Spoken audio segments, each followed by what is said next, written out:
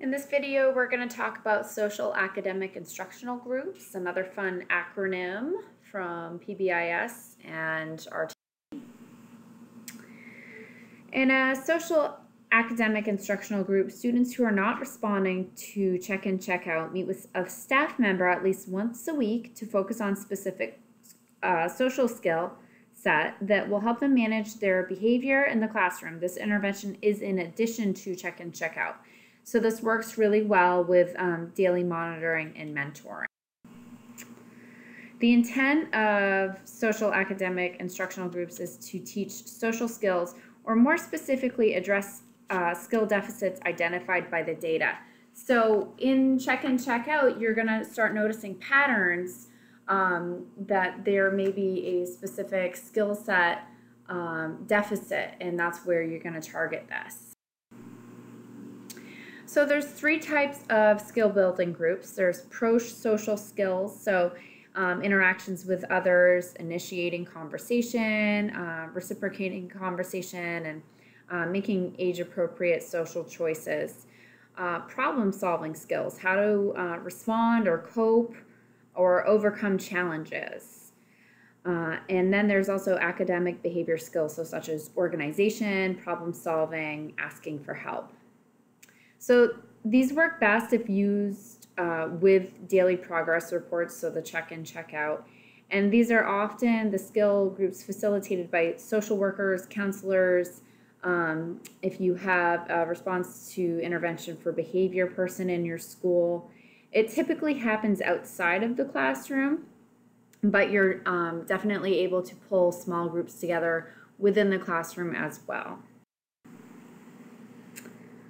So we're back to this diagram again, and this just shows us that we need to consider social academic instructional groups with everything in a three-tiered system of support, okay? So we've got the universal supports there, and we need to ask ourselves, are these being done with fidelity?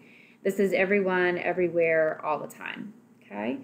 So then you're going to have some students that after some office discipline referrals or data collection, some students that need to go into a check-in, check-out program, okay?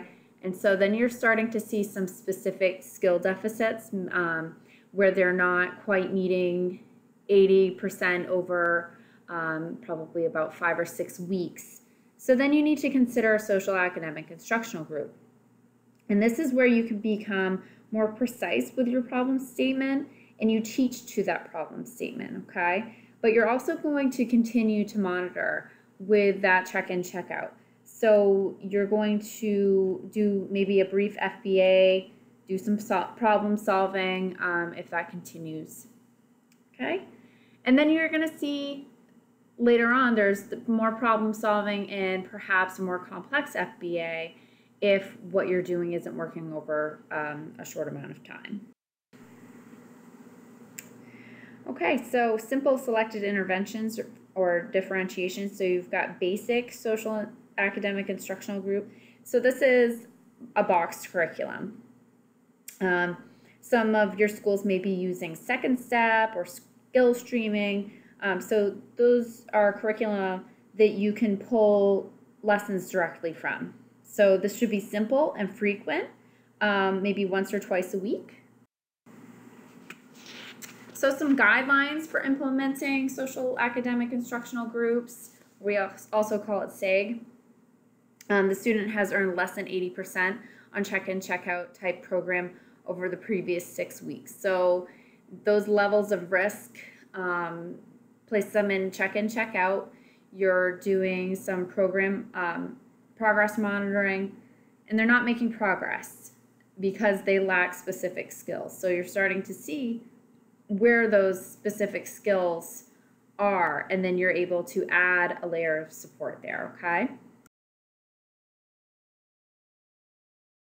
Not responding to Tier 1 or check-in, check-out, move into SAIG Basic. All right, so we've got the low-level Tier 2 interventions where students are retaught school-wide expectations.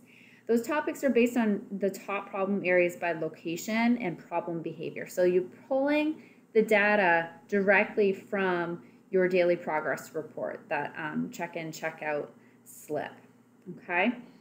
Similar to academics, you're going to reteach concepts. So say a student is struggling in a certain area with math, you would pull up, and you have a handful of students, and you would pull them together, and you would reteach the concepts until you felt confident that they are able to master it. So lessons are twice a week for about 30 minutes each. It's recommended. And then that's about 6 or 8 lessons. And then you would continue to use progress monitoring until they're able to learn, apply, and generalize the skill. Okay? So some of those skills might be being prepared, being organized, asking for help, maybe knowing when to ignore peers. So some template considerations, the name or type of group, pro-social skills, problem-solving skills, academic behavior skills such as organization. So whatever the data suggests. You're going to be looking at the function of behavior because they can be different and the context can also be different. So this is where your problem statement can be more specific and the intervention can be more targeted.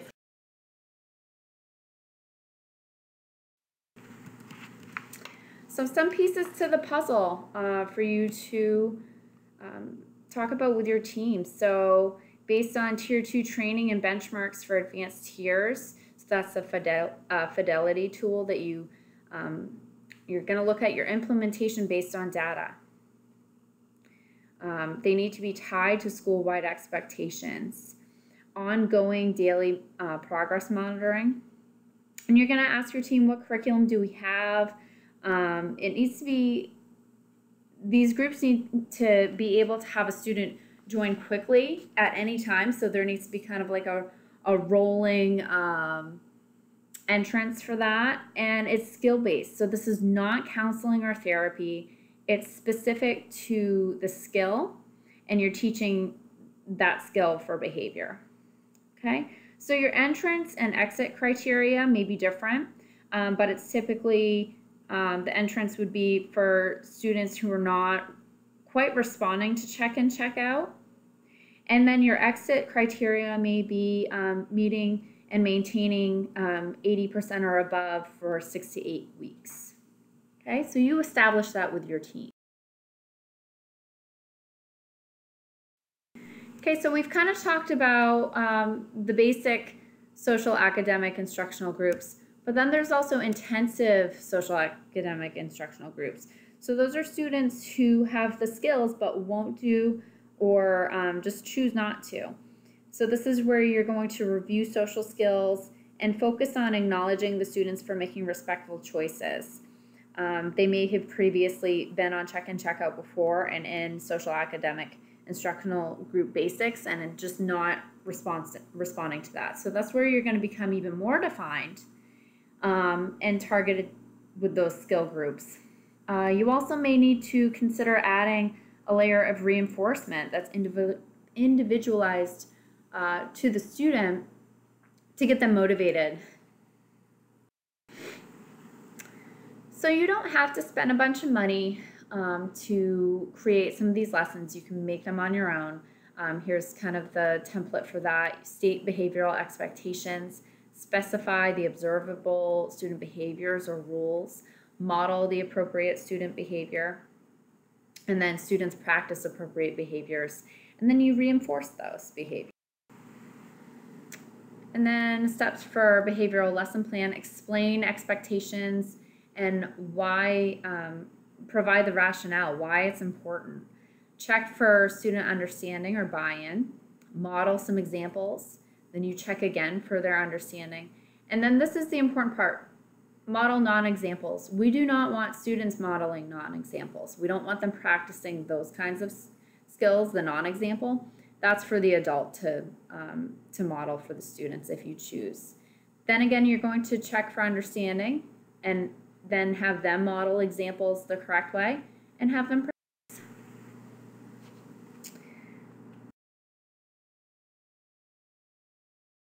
So basic social academic instructional group question, What supports do your students need in order to follow your school-wide expectations based on data?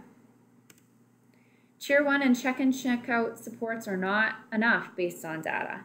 So this might take a mindset shift within your school. What adult behaviors might need to change?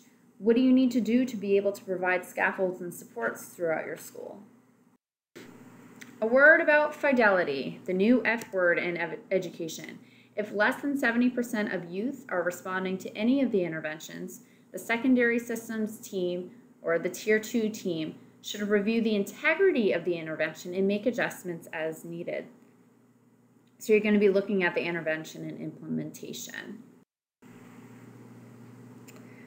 Let's see. So basic SAIG reteaching of school-wide expectations. So those cool tool formats. So those are just setting them up for success and being able to fade them on later. Instruction in smaller skill sets. So that's where you may do a task analysis. Some students benefit greatly from a visual breakdown. So you're going to go step by step. Here's a couple of examples of the more individualized daily progress report. And you can just embed this right into your check-in, check-out after you've done some instructional groups with this. So you would just add those behavior-specific expectations right on to their sheet. So for example, for this one, respectful, ask peers to play, ask for breaks under being responsible. So it would still be nested within the expectation, and you're just being really specific with behavioral skill. So again, instructional group interventions, they're pre-packaged social skill curriculum. You could also design this with your school, modify the lessons from the pre-packaged material based on the skill group, or create your own. So on Blackboard, there are some samples. Pop quiz, can a social academic instructional group have one student in it? The answer is yes. So if a student is having a specific problem with a specific expectation, you can certainly pull that student aside and have one person in that group. But oftentimes, you're going to have multiple students with the same skill deficit, so you want to group them. And here's some more resources. So that's all I have for you for this video. Again, feel free to email with questions or post them up on Blackboard. And thank you for watching.